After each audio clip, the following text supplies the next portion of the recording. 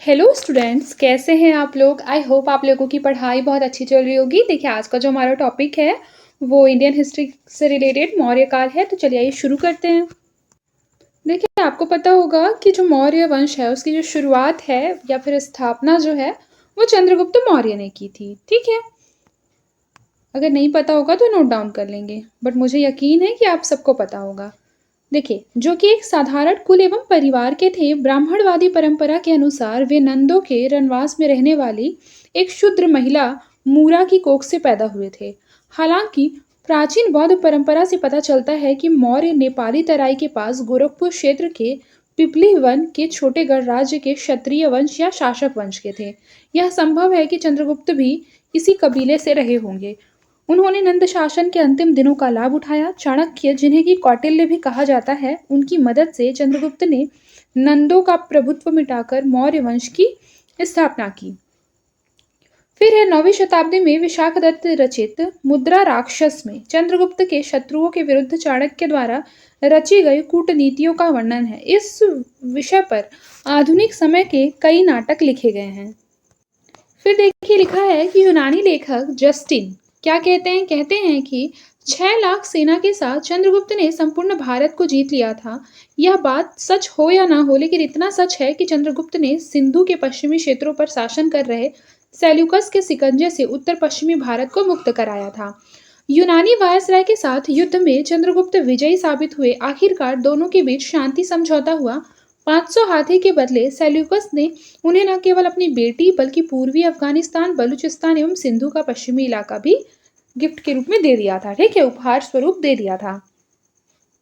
लिखा है कि इस प्रकार चंद्रगुप्त ने विशाल साम्राज्य कायम किया, जिसमें बिहार, उड़ीसा, बंगाल ही नहीं, पश्चिमी एवं उत्तर पश्चिमी भारत, दक्कन भी शामिल थे।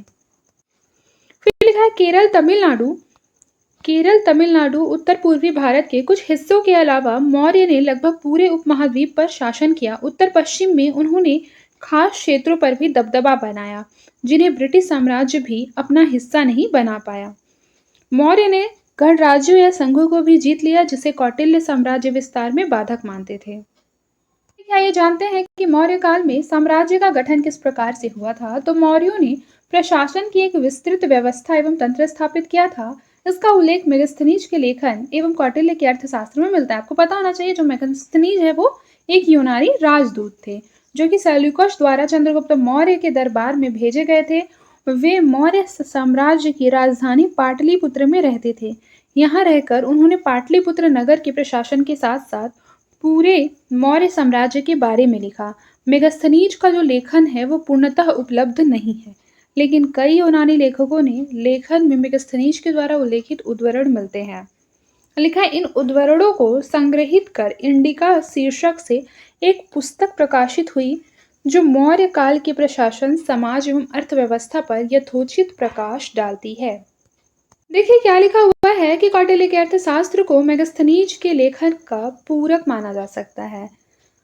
समग्र रूप से अर्थशास्त्र का जो संकलन है वो मौर्य काल के कुछ शताब्दी के बाद भले ही किया गया हो, लेकिन कुछ अध्यायों में मौर्य युगीन प्रशासन एवं अर्थव्यवस्था के बारे में वास्तविक सूचना एवं सामग्री मिलती है। इन दोनों स्रोतों से हमें चंद्रगुप्त मौर्य की प्रशासनिक व्यवस्था को समझने में मदद मिलती है। लिखा है कि चंद्रगुप्त मौर्य स्पष्ट रूप से पूर्ण शासक थे, लेकिन उन्होंने सारी शक्ति अपने अधीन कर ली थी। अर्थशास्त्र की माने तो उल्लेख है कि इस राजा ने उच्च आदर्श स्थापित किए थे। उन्होंने कहा था कि प्रजा की खुशी में ही उनकी खुशी है, प्रजा की परेशानियां उनकी अपनी परेशानियां हैं। हालांकि इस बात की सूचना नहीं है कि राजा ने इन आदर्शों का अनुपालन कितना किया था। मेगस्थनीज के अनुसार राजा की मदद करने के लिए बौद्धिक परिषद से सहायता मिलती थी। वैसे इनका कोई साक्ष्य नहीं मिलता कि राजा उनकी सलाहों को मानने के लिए बाध्य होते थे। हालांकि उच्च अधिकारियों का चुनाव इन्हीं परिषद के सदस्यों में होता था। पूरा साम्राज्य कई प्रांतों में विभाजित किया गया था और इनमें से प्रत्येक को एक राजकुमार के अधीन रखा गया था, जो शाही राजवंश के क्या थे, वंशज थे। प्रांतों को छोटी छोटी इकाइयों में विभाजित किया गया था। ग्रामीण एवं शहरी दोनों क्षेत्रों के लिए एक प्रशासनिक व्यवस्था की गई थी। देखिए, खुदाई से पता चलता है कि जो मौर्य काल है वहाँ बेसिकली जो नगरों की संख्या है वो काफ़ी बड़ी मात्रा में थी। जैसे देख लीजिए, पाटलिपुत्र हो गया, कौशाम्बी हो गया, उज्जैन, तक्षशिला उनमें से सबसे महत्वपूर्ण नगर थे। यानी कि जो पाटलिपुत्र, कौशाम्बी, उज्जैन और तक्षशिला है वो मौर्य काल से रिलेटेड थे। देखिए लिखा है कि मेगास्थनीज के अनुसार भारत के कई नगर मौजूद थे, लेकिन उन्होंने पाटलिपुत्र को सबसे महत्वपूर्ण माना। वे इसे पालीबोथरा कहते थे। याद रखिएगा क्या कहते थे मेगास्थनीज पाटलिपुत्र को? पलीबोथरा। इसे नोट डाउन कर लीजिए, क्या कहते थे? कलर चेंज कर देते हैं, ये लीजिए पलीबोथरा, इसे भी नोट डाउन कर लीजिएगा, ठीक है, इंपॉर्टेंट है पलीबोथरा। अब देखिए लिखा है कि इस यूनानी शब्द का अर्थ है द्वार वाला नगर। याद रखिए पलीबोथरा का क्या अर्थ होता है? द्वार वाला नगर। उनके अनुसार पाटलिपुत्र एक गहरी खाई और 570 टावर सहित लकड़ी की दीवार से घिरा हुआ था और इसमें 64 दरवाजे थे। खाई, लकड़ी के घेरे, लकड़ी के मकान उत्खनन में पाए गए हैं। मेगास्थनीज के अनुसार पाटलिपुत्र जो है वो 9.33 मीटर लंबा एवं 1.75 मीटर चौड़ा था। यह आकार आज से पटना से मिलता है, क्योंकि आज भी पटना की जो लंबाई है वो अधिक और चौड़ाई क्या है? कम है। देखिए लिखा है यूनानी राजदूत ने मौर्यों की राजधानी पाटलिपुत्र के प्रशासन का भी उल्लेख किया है। इस नगर के प्रशासन के लिए 6 समितियां थीं, जिनमें से प्रत्येक में 5 सदस्य थे। इन समितियों को स्वच्छता, विदेशियों की देखभाल, जन्म और मृत्यु के पंजीकरण, वजन एवं मापन के विनियमन एवं इसी तरह के अन्य कार्य दिए जाते थे। देखिए लिखा है कि कौटिल्य के अनुसार केंद्रीय शासन ने राज्य के लगभग 2 दर्जन विभाग बनाए, जो कि कम से कम राजधानी के निकटवर्ती क्षेत्रों में सामाजिक आर्थिक गतिविधियों को देखते थे। चंद्रगुप्त के प्रशासन की जो सबसे बड़ी विशेषता है वह कौन थी? विशाल सेना का रखरखाव। मतलब चंद्रगुप्त की जो बेसिकली प्रशासन थी उसमें विशाल सेना का रखरखाव किया जाता था और बहुत अच्छी तरीके से किया जाता था। उनकी जो सेना थी कहीं ना कहीं उनके प्रौढ़ तत्व थे। देखिए यूनानी लेखक प्लिनी कहते हैं कि चंद्रगुप्त के पास 6 लाख पैदल सैनिक, 30,000 घुड़सवार और 9,000 हाथी थे। एक अन्य सूत्र से पता चलता है कि मौर्य के पास 8,000 रथ थे। इसके अतिरिक्त ऐसा प्रतीत होता है कि मौर्य ने एक नौसेना भी बनाई थी। देखिए लिखा है मेगास्थनीज के अनुसार सशस्त्र बलों का प्रशासन 30 अधिकारियों के एक बोर्ड, जो कि 6 समितियों में विभाजित था, जिनमें से प्रत्येक समिति में 5 सदस्य शामिल थे, उनके द्वारा संचालित किया जाता था। ऐसा लगता है कि सशस्त्र बलों के 6 अंगों जैसे कि सेना, घुड़सवार, हाथी, रथ, नौसेना, परिवहन अलग अलग समितियों के जिम्मे सौंपे गए थे। मौर्य साम्राज्य की ताकत नंदों के लगभग तिगुनी थी। पर्याप्त आय और साम्राज्य के विस्तार के कारण ही यह सब संभव हुआ होगा। फिर देखिए चंद्रगुप्त मौर्य ने इतनी बड़ी सेना का जो खर्च है वो किस तरीके से वहन किया। कौटिल्य के अर्थशास्त्र की माने तो प्रतीत होता है कि लगभग सभी आर्थिक गतिविधियों को राज्य नियंत्रित करता था। राज्य ने किसानों एवं मजदूरों की सहायता से नई जमीनों को कृषि के लिए उपयुक्त बनाया। खेती के लिए उपयुक्त नई जमीन पर बसाए गए नए किसानों से राजस्व के रूप में अच्छा कर मिला। ऐसा प्रतीत होता है कि किसानों से एकत्र किए गए कर उनके उत्पादन के चौथाई से छठे हिस्से तक होते थे। जिन लोगों को राज्य के द्वारा सिंचाई की सुविधा प्रदान की गई थी उन्हें उसके लिए क्या करना पड़ता था? भुगतान करना पड़ता था, यानी कि सिंचाई कर देना पड़ता था। इसके अलावा आपातकाल के समय किसानों को अधिक फसल उगाने के लिए मजबूर किया जाता था। बिक्री के लिए नगर में लाई गई वस्तुओं पर कर लगाए जाते थे। नगरों के प्रवेश द्वार पर भी कर की वसूली की जाती थी। इसके अलावा राज्य को खनन, शराब की बिक्री, हथियारों के निर्माण आदि में क्या था? एकाधिकार प्राप्त था। स्वाभाविक रूप से इससे शाही खजाने को विशाल संसाधन प्राप्त हुआ और वह समृद्ध हुआ। इस प्रकार चंद्रगुप्त ने एक सुसंगठित प्रशासनिक व्यवस्था की स्थापना की और इसे एक ठोस वित्तीय आधार भी प्रदान किया था। अब देखिए अशोक। तो चंद्रगुप्त मौर्य के पश्चात बिंदुसार ने शासन किया, जिसका शासनकाल यूनानी राजकुमारों के साथ संबंधों के लिए महत्वपूर्ण है। उनके पुत्र अशोक, बिंदुसार के पुत्र कौन थे? अशोक। और चंद्रगुप्त मौर्य के पुत्र थे बिंदुसार। तो मौर्य शासकों में सबसे महान थे। माफ कीजिएगा, लिखा है बौद्ध परंपरा के अनुसार वे अपने शुरुआती जीवन में इतने क्रूर थे कि उन्होंने अपने 99 भाइयों को सिंहासन के लिए मार डाला था। देखिए हालांकि यह कथन एक किंवदंती पर भी आधारित हो सकती है। अशोक की जीवनी बौद्ध लेखकों के द्वारा लिखी कल्पना से भरी है, इसलिए इसे गंभीरता से नहीं लिया जा सकता। फिर देखिए लिखा है अशोक के अभिलेख। अशोक का इतिहास उनके अभिलेखों के आधार पर पुनर्निर्मित है, जिसकी संख्या 39 है, जो वृहद शिलालेख, लघु शिलालेख और विशिष्ट शिलालेख, वृहद स्तंभ शिलालेख और लघु स्तंभ शिलालेख के रूप में 5 तरह से क्या किए गए हैं, वर्गीकृत किए गए हैं। पहला क्या है, वृहद शिलालेख। दूसरा क्या है, लघु शिलालेख। तीसरा क्या है, विशिष्ट शिलालेख। चौथा क्या है, वृहद स्तंभ शिलालेख। और पांचवा क्या है, लघु स्तंभ शिलालेख। ठीक है। अशोक का नाम उन लघु शिलालेखों की प्रतियों में आता है जो कर्नाटक में 3 स्थानों पर और मध्य प्रदेश में 1 स्थान पर पाई गई है। इस तरह से कुल मिलाकर अशोक का जो नाम है वो 4 बार आता है। यह महत्वपूर्ण है कि अशोक का नाम उत्तर या उत्तर पश्चिम भारत के किसी भी अभिलेख में नहीं आता है। जिन अभिलेखों में उनका नाम नहीं मिलता उनमें केवल देवानाम पिया पियादासी का उल्लेख है, अर्थात देवताओं के प्रिय। इस कारण से अशोक का जो नाम है वो छोड़ दिया गया। फिर देखिए लिखा अशोक द्वारा अपनाया गया खिताब देवनाम पिया या फिर भगवान का प्रिय अनोखा नहीं था, बल्कि यह उनके पूर्वजों के द्वारा भी अपनाया गया था। यानी अशोक के जो पूर्वज थे उन्होंने भी देवनाम पिया अपनाया था। हालांकि पियादसी या प्रियदर्शी उनके लिए अनूठा शीर्षक है।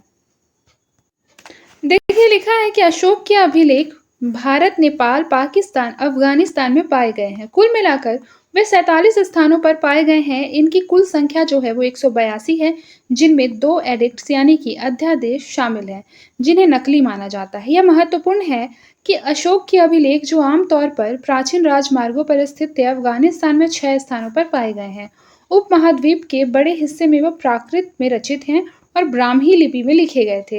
हालांकि उपमहाद्वीप के उत्तर पश्चिमी भाग में वे अरमाइक भाषा एवं खरोष्ठी लिपि में मिलते हैं और अफगानिस्तान में वे अरमाइक और यूनानी दोनों भाषाओं और लिपि में लिखे गए हैं। वे पहले भारतीय राजा थे जिन्होंने अपने अभिलेखों के माध्यम से सीधे लोगों से बात की। कौन थे, अशोक। अशोक ऐसे पहले भारतीय राजा थे जिन्होंने अपने अभिलेखों के माध्यम से सीधे लोगों से बातचीत की, जिसमें कि शाही आदेश होते थे। अभिलेखों में अशोक के जीवन, उनके बाहरी घरेलू नीतियों एवं उनके साम्राज्य के विस्तार की जानकारी मिलती थी। अब देखिए अशोक पर आप लोगों को पता होगा कि कलिंग युद्ध का जो है वो व्यापक रूप से प्रभाव पड़ा था। तो किस तरीके से पड़ा था ये जानते हैं। लिखा है कि अशोक की आंतरिक एवं बाहरी नीतियां बौद्ध धर्म के विचारों से प्रेरित एवं प्रभावित थी।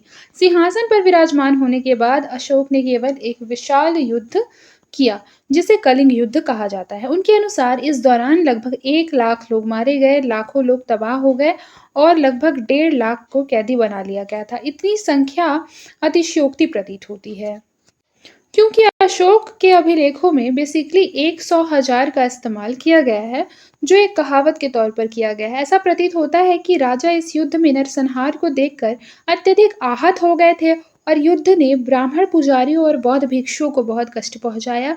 इसके लिए अशोक को बहुत दुख और पश्चाताप हुआ। इसलिए अशोक ने साम्राज्य के विजय की नीति त्याग कर सांस्कृतिक विजय की नीति अपनाई। दूसरे शब्दों में भेरी घोष का स्थान धम्म घोष ने ले लिया।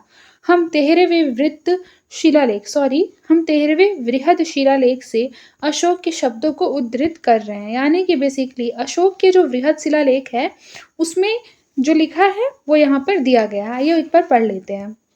देखिए लिखा है कि राजा बनने के 8 वर्ष के बाद भगवान का प्रिय राजा पियादासी या प्रियदर्शी ने कलिंग पर विजय प्राप्त की थी। याद रखिएगा, राजा बनने के 8 वर्ष के पश्चात इस युद्ध में 1.5 लाख लोगों को बंदी बनाया गया, 1 लाख लोग मारे गए और कितने लोग तबाह हो गए। बाद में जब कलिंग को कब्जा कर लिया गया, भगवान के प्रिय ने बड़ी निष्ठा के साथ धम्म को अपनाया, धम्म की कामना की और धम्म के उपदेश दिए। कलिंग को जीतने पर भगवान के प्रिय जो है वो पश्चाताप में डूब गए, क्योंकि जब एक देश पर विजय मिलती है तो हत्या, मौत और पलायन होता है। यह सब भगवान के प्रिय के लिए बहुत दुखद है और उनके मन पर भारी बोझ की तरह है। भगवान के प्रिय के लिए इससे अधिक दुखद यह है कि जो लोग वहां रहते हैं, चाहे वे ब्राह्मण, श्रमण, अन्य संप्रदाय के लोग हों या शिक्षकों के आज्ञाकारी अनुयायी और अपने मित्रों, परिचितों, साथियों, संबंधियों के प्रति समर्पित रिश्तेदारों, दास, नौकर के साथ अच्छी तरह से व्यवहार करने वाले एवं सभी अपने प्रियजनों को हिंसा, हत्या और अलगाव को झेलते हैं। कलिंग विजय के दौरान जो मारे गए या मर गए, अगर उनका 100वां या 1000वां हिस्सा भी लोगों को भुगतान करना पड़ता है, तो देवों के प्रिय के लिए यह आहत और दुखी करने वाला होगा। देखिए लिखा है, अशोक ने कबीलाई लोगों एवं सीमावर्ती राज्यों को विचारात्मक रूप से प्रभावित किया। कलिंग के राज्यों की प्रजा को कहा गया कि वह राजा को पिता के समान माने, उन पर भरोसा करे। अशोक के द्वारा नियुक्त अधिकारियों को अपनी प्रजा के सभी वर्गों के बीच इस विचार का प्रचार करने के निर्देश दिए गए।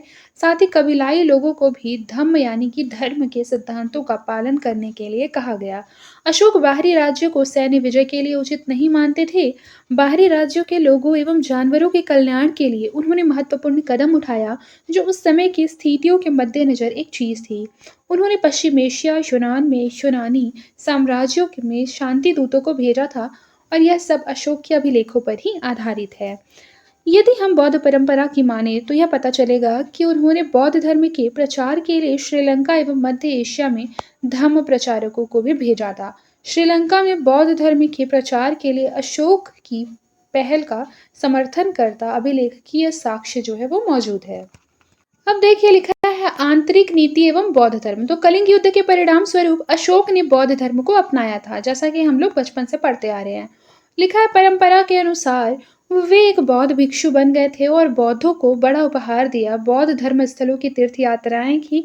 उनके अभिलेखों में वर्णित धम्म यात्राओं के द्वारा उनके द्वारा किए गए बौद्ध मंदिर यात्राओं का भी उल्लेख मिलता है। परंपरा अनुसार अशोक के तीसरे बौद्ध परिषद यानी कि बौद्ध संगीति का जो आयोजन है वो किसने किया था? अशोक के टाइम पे हुआ था। आप लोगों को पता भी होगा कि बौद्ध परिषद या बौद्ध संगीति का जो थर्ड वाला है उसका आयोजन अशोक ने किया था, और जो दूसरा था वो काला अशोक ने किया था। ये याद रखिएगा। फिर देखिए लिखा है कि न केवल दक्षिण भारत बल्कि श्रीलंका, म्यांमार और अन्य देशों के लोगों ने भी बौद्ध धर्म में परिवर्तित करने के लिए अपने प्रचारक भेजे। दूसरी और पहली शताब्दी में ब्राह्मी लिपि के अभिलेख जो है वो श्रीलंका में पाए गए।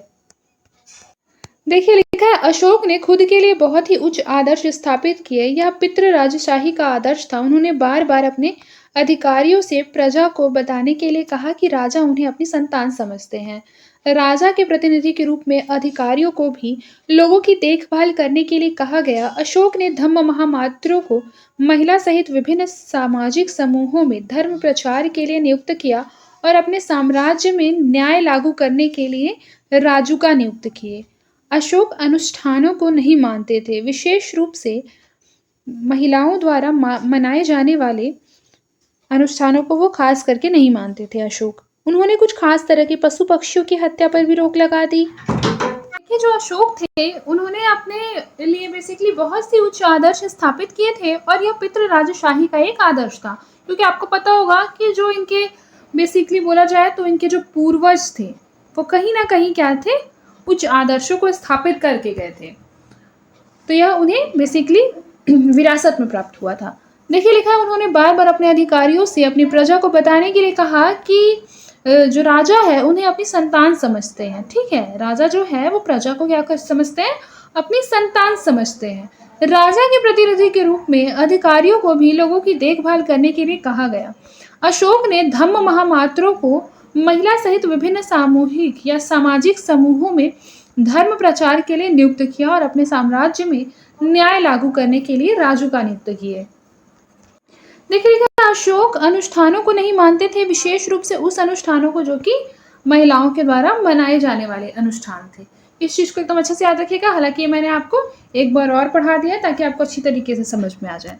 अब देखिए इतिहास में अशोक का स्थान, तो कहा जाता है कि अशोक की शांति नीति ने मौर्य साम्राज्य को नष्ट कर दिया, लेकिन यह सच नहीं है। इसके विपरीत अशोक ने कई उपलब्धियां हासिल की। वे निश्चय ही प्राचीन दुनिया के इतिहास में एक महान मिशनरी शासक थे। अपने मिशन के लिए उन्होंने पूरे उत्साह एवं लगन से काम किया, देश और विदेश में महान उपलब्धि हासिल की। अशोक ने देश का राजनीतिक एकीकरण किया। उन्होंने आगे चलकर इसे एक धर्म, एक भाषा और लगभग एक लिपि ब्राह्मी से जोड़ दिया, जिसका उपयोग उनके अधिकांश अभिलेखों में किया गया।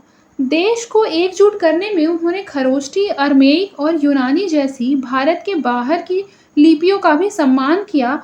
उनके अभिलेख विभिन्न भाषाओं की तरह केवल प्राकृत में नहीं बल्कि यूनानी, विशेषकर अरमाइक में भी है, जो कि कौन सी भाषा थी? सीरिया की एक सेमेटिक भाषा थी। उनके बहुलिपि और बहुभाषी अभिलेखों ने उन्हें साक्षर लोगों के संपर्क साधने में सक्षम बनाया। अशोक ने एक सहिष्णु धार्मिक नीति का पालन किया। अपनी प्रजा पर अपने बौद्ध मत को जबरदस्ती थोपने का प्रयास भी नहीं किया। इसके विपरीत उन्होंने गैर बौद्ध और बौद्ध विरोधी संप्रदायों को भी भेंट उपहार दिए। अशोक को धर्म प्रचार के काम में बेहद रुचि थी। वे उत्साह से भरे हुए थे। उन्होंने साम्राज्य के दूर दराज के हिस्सों में अधिकारी नियुक्त किए और उन्होंने विकसित गंगा घाटी और सुदूर पिछड़े प्रांतों के बीच सांस्कृतिक संपर्क को भी बढ़ावा दिया। फलस्वरूप जो मध्यवर्ती इलाकों की विशिष्टता थी वह तो बेसिकली वो कहाँ कहाँ तक फैली थी? कलिंग, निचले डेक्कन एवं उत्तरी बंगाल तक फैल गई थी। लिखा है कि आखिरकार अशोक को शांति, आक्रमण न करने वाले सांस्कृतिक विजय की नीति के लिए इतिहास में जाना जाता है। जैसा कि हम सबको पता है, भारतीय इतिहास में उनके पहले शांति के लिए ऐसी कोई नीति का उदाहरण नहीं था। ऐसा उदाहरण अन्यत्र भी कहीं नहीं था, सिवाय मिस्र के, जहां ईसा पूर्व 14वीं शताब्दी में अखनातुन ने शांति नीति का पालन किया था। लेकिन अशोक ने अपने मिस्र के पूर्ववर्ती से वे अवगत नहीं थे। यद्यपि कौटिल्य ने राजा को पूरी तरीके से भौतिक विजय की सलाह दी है, किंतु अशोक ने उसके ठीक विपरीत नीति का अनुसरण किया। अशोक ने अपने उत्तराधिकारियों को आक्रमण एवं विजय की नीति को त्यागने के लिए कहा। मगध के राजा कलिंग युद्ध तक अपनाते रहे थे। अशोक ने उन्हें शांति नीति अपनाने की सलाह दी, जो 2 शताब्दियों से लगातार चल रहे आक्रामक युद्धों के बाद बहुत जरूरी हो गया था। देखिए लिखा है, हालांकि उनके पास पर्याप्त संसाधन थे, अपनी विशाल सेना को बनाए रखा, किंतु उन्होंने कलिंग विजय के बाद कोई युद्ध नहीं किया था। इस चीज को याद रखिएगा। इस अर्थ में अशोक अपने काल और पीढ़ी से निश्चय ही बहुत आगे के शासक थे। हालांकि अशोक की नीति का उनके उपराजाओं एवं जागीरदारों पर कोई स्थायी प्रभाव नहीं पड़ा, जिन्होंने ईसा पूर्व 232 में अशोक की सेवानिवृत्ति के बाद अपने संबंधित क्षेत्रों में खुद को स्वतंत्र घोषित कर लिया। अब देखिए, जो नेक्स्ट क्लास होगा उसमें हम लोग मौर्य शासन का महत्व तो पढ़ेंगे और इम्पोर्टेंट पॉइंट को नोट डाउन करेंगे। आई होप आप लोग नोट्स बना रहे होंगे अपने। देखिए, आपको एग्जाम के 2 दिन पहले रिवाइज करने में फिर काफ़ी दिक्कत होगा अगर आप नोट्स नहीं बनाएंगे तो। ठीक है, नोट्स बनाते रहिएगा। आज के लिए बस इतना ही, मिलते हैं नेक्स्ट क्लास में। तब तक के लिए अपना ख्याल रखिए और मन लगाकर पढ़ाई करते रहें।